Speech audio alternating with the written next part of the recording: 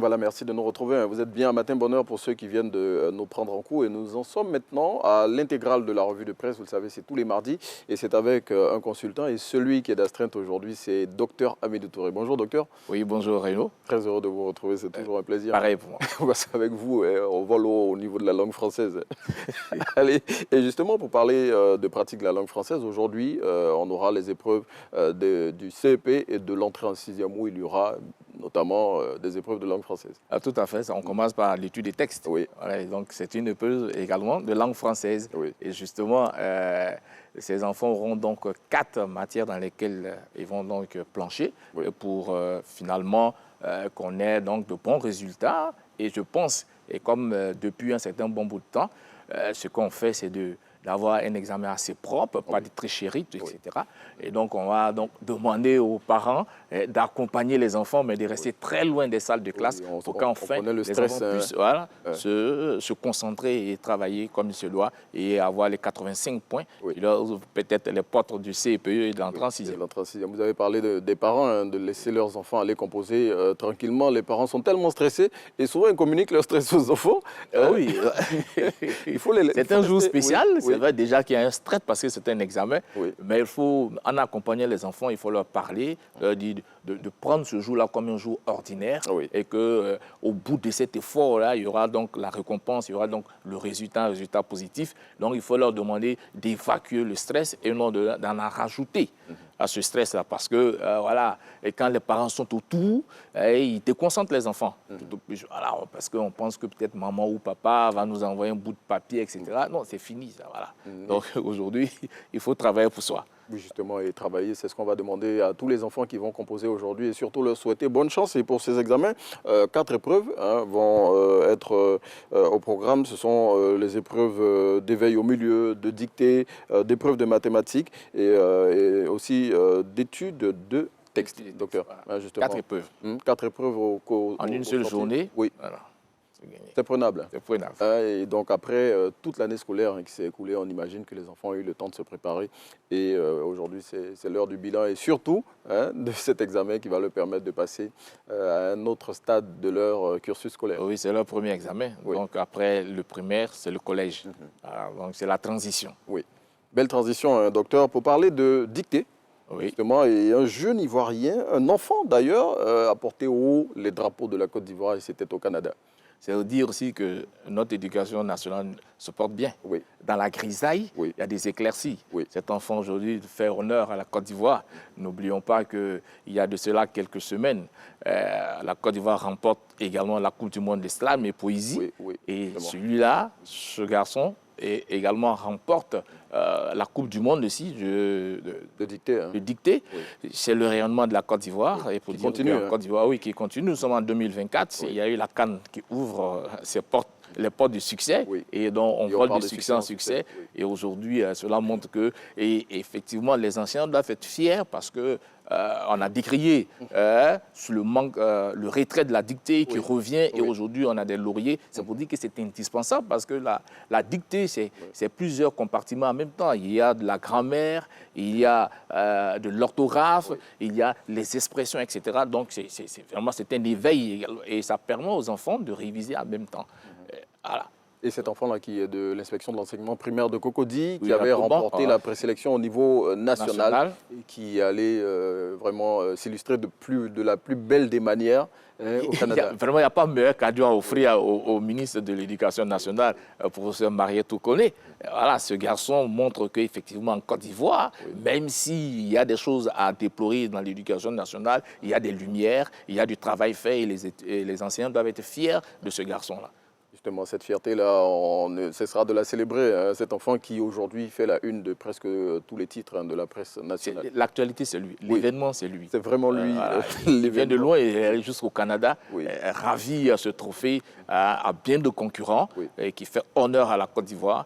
Heureusement, l'enseignement c'est un sacerdoce, mais à un moment donné, quand il y a des lauriers, il faut féliciter les enseignants qui ont fait du très bon travail. Et voilà, ce qui prouve que dans la grisaille, dans la mêlée, il y a des lumières, il y a des gens qui travaillent, il y a des étudiants, il y a des enseignants qui sont à pied d'œuvre pour qu'on ait des pépites. Oui, qu'on ait des pépites. Et justement, aujourd'hui, avec l'examen de l'entrée en 6e et du CEP, on aura encore d'autres pépites dans 2 semaines où les résultats de l'entrée en 6e Nous sommes en 2024. Proclamés.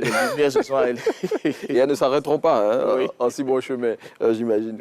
Docteur, avec vous, on va parler d'un autre sujet que nous propose Abidjan.net. L'Église catholique de Côte d'Ivoire a un nouveau chef et il s'agit de Monseigneur Ignace Bessi Dogbo. Je pense que c'est un couronnement pour lui. C'est un couronnement depuis 1993 qu'il est là. Il est à pied d'œuvre dans l'Église ivoirienne, dans l'Église catholique ivoirienne. Il a occupé diverses fonctions, archevêque de Korogo, évêque de Katiola. Il était également à un moment donné à la cathédrale Saint-André de Yopougon. Oui. Aujourd'hui, archevêque d'Abidjan. Je pense que c'est un couronnement. Oui. C'est le fruit du travail abattu au sein de l'Église catholique qui a été reconnu par le pape et qui a bien voulu le nommer à ce poste-là. Il succède ainsi à Monseigneur Jean-Pierre Coutois, qui lui aussi aura fait un travail remarquable à la tête de l'Église catholique et qui aura passé du temps quand même. Absolument. Il faut renouveler quand même les postes souvent. Oui. Je pense que le choix de Monseigneur Ignace Bessi Dogbo tombe à pic parce que également c'est un pionnier de cette église. Depuis 1993 qu'il est là. Aujourd'hui, ça fait 31 ans au service de l'église catholique ivoirienne. Il a vraiment eu du chemin parcouru. Il connaît cette église et le couronnement pour lui, c'était cette nomination. Et c'est cette nomination qui intervient dans la dynamique de la célébration de la fête de la Pentecôte. Ah oui, c'était bien tombé, l'Esprit Saint était là. C'est dimanche et justement, c'est vraiment la coïncidence. C'est vraiment cette effusion du Saint-Esprit, comme vous dites, docteur. Et puis, justement, on va plonger, je ne dirais pas avec nous et les téléspectateurs aussi, pour parler des obsèques de feu Aimé Henri Konan Bédié, ex-président de la Côte d'Ivoire, ex-président du PDCI-RDA et qui sera conduit à sa dernière demeure bientôt. Mais avant, il y a tout le cérémonial des obsèques. Oui, quand je lis un peu le faire-part du communiqué du décès du président Henri Konan Bédié, je vois que ce faire-part est porté par le président de la République. Oui. Et dès lors, nous sommes donc dans des obsèques nationales. Oui. Alors, si vous remarquez, lorsqu'il y a une messe d'action de grâce à Abidjan, c'est tout le pays, l'intérieur du pays qui est... Voilà. Et donc, vous voyez que c'est devenu une raison d'État. C'est normal, c'est un ancien président. Il y a les honneurs de la République, mais il y a également, pour tout ce qu'il a apporté à la Côte d'Ivoire, pour tout ce qu'il a pu faire, tout le monde participe plus ou moins à ces obsèques-là. Et puis, vous allez remarquer, c'est bien ample et qu'à la fin, on arrive à une sorte d'entonnoir parce que le communiqué finit par l'inhumation dans la stricte intimité familiale. Il appartient à tout le monde, mais à un moment donné, il reste un peu, il revient à sa famille. Voilà. Parce que c'est un chef aussi, n'oublions pas qu'il y a un peu l'esprit un peu à camp. Et donc, voilà, le chef n'est pas enterré devant tout le monde. Et vous l'avez dit, on a vu se succéder à la résidence de l'ex-chef d'État toutes ces personnalités-là qui sont allées lui rendre hommage. Et on a vu une forte délégation du gouvernement qui était conduite par le Premier ministre Robert Begré-Mambé. Et le RHDP également, conduit par le représentant du président de la République. C'est normal, c'est un chef d'État, un ancien chef d'État. N'oublions pas qu'il y a eu un compagnonnage également avec, au niveau du RHDP. Avec le RHDP avant le désemparement. Et aujourd'hui, c'est tout à fait normal qu'au moment où il y a une séparation, une douleur, et que toute la nation s'associe et à la famille, et à sa famille biologique, et à sa famille politique, le PDCI-RDA qui est vraiment marqué, et toute la Côte d'Ivoire également, nous sommes marqués par la disparition de cet acteur politique de premier rang. Et justement, ces obsèques qui ont démarré le dimanche dernier, dimanche 19 mai, vont se refermer le 1er juin avec l'inhumation de l'ex-chef d'État, vous l'avez dit, dans la stricte intimité familiale. On rappelle qu'il est décédé le 1er août 2023 et c'était à l'âge de 89 ans. Oui, bon, à 89 ans. Oui. Nous, on aurait dit à 90 ans. Bon, si on tient compte du calendrier et de sa date de naissance, c'est bien 89 ans. Merci pour la note qui permet de détendre l'atmosphère dans cette grisaille, vous l'avez dit, marquée par le décès de l'ex-président de la République, Aimé Henri Konan Bédié. Et puis, docteur, on va sortir d'essayer de parler de choses plus heureuses. On a eu 2 événements majeurs en Côte d'Ivoire la semaine dernière. C'était le SILA et le Festival de musique urbaine d'Anoumabo. On va commencer avec le SILA, dont on va essayer de faire un bilan. Oui, le Salon international du livre d'Abidjan, quand on regarde un peu les chiffres, il y a eu beaucoup d'éditeurs, de maisons d'édition, il y a eu beaucoup de livres vendus. Les chiffres d'affaires aussi entre 18 et 41 millions, ça veut dire qu'il y a eu de l'engouement. Oui. Ce SILA-là vraiment marque, c'est la maturité. Oui. Et sans oublier que la visite du chef d'État et madame a donné une autre image à cette, comment on appelle ça, à cette édition, à cet événement. Et c'est important parce qu'on dit que les Ivoiriens ne lisent pas, mais vraiment avec l'engouement, avec tout ce qu'on a vu, le président a pu prendre 300 livres pour faire plaisir à tout le monde. Bon, c'est la première dame. C'est le coup présidentiel, mais c'est la première. 300 livres, voilà, c'est important. Et donc, c'est une manne financière qui rentre. Il faut encourager les œuvres de l'esprit. Écrire une œuvre n'est pas une chose facile. Et donc, il faut les encourager et puis il faut appeler à mener les Ivoiriens à aller aussi là. D'abord, c'est un. Et de deux, à prendre le livre, à l'ouvrir, à le lire. Le livre, c'est une somme de choses. Lorsque vous voyez que le FEMIA, on parle de la santé mentale, mais un livre vous permet de sortir, de vous évader. Et donc, c'est important. Ce SILA-là est vraiment monté d'un cran. Et je pense que les prochaines éditions, il y aura bien d'autres choses qui feront que ça rentrera dans l'agenda des Ivoiriens. C'est ce qu'il faut inscrire, le livre vraiment dans l'agenda des Ivoiriens avec le SILA. Et justement, la visite du chef de l'État aussi, c'était pour marquer cela. C'est vrai qu'il y a eu l'hommage à Béchir Ben Yamed, auquel il a participé avec son épouse, mais c'était justement pour marquer le coup, pour montrer combien de fois le livre doit être inscrit au cœur des priorités des Ivoiriens. Et vous l'avez dit, il y a eu 125 000 visiteurs pour cette édition du SILA. Bon, comme pour beauté en touche, l'assertion selon laquelle les Ivoiriens ne lisent pas. Voilà. C'est une démonstration qu'aujourd'hui, les Ivoiriens commencent à lire. Alors, voilà, ils commencent à prendre pour compagnon le livre. Et c'est important parce qu'on ne peut rien faire sans lecture. Même un journal est une lecture. Voilà. Oui, et justement, le parrain de ce SILA l'a dit, je veux dire, le livre doit être notre compagnon au quotidien, le ministre, le président, plutôt le médiateur de...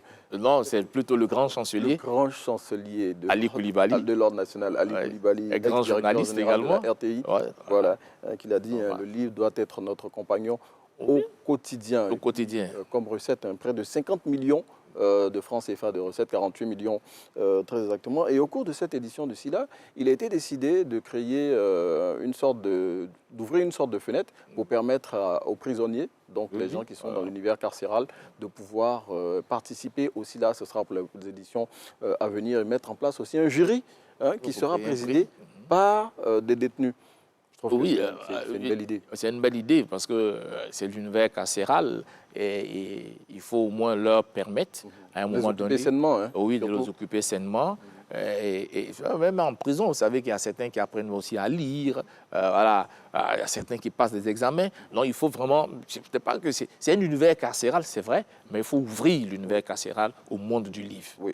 Et justement, docteur, bon, on a parlé du livre, mais on va parler du FEMUA. Là, c'est un peu plus festif. Et la 16e édition du Festival des musiques urbaines d'Anoumabo a refermé ses portes ce week-end. Et il y a eu des scènes tant à Abidjan qu'à Ferkessédougou. Et c'était l'osmose totale.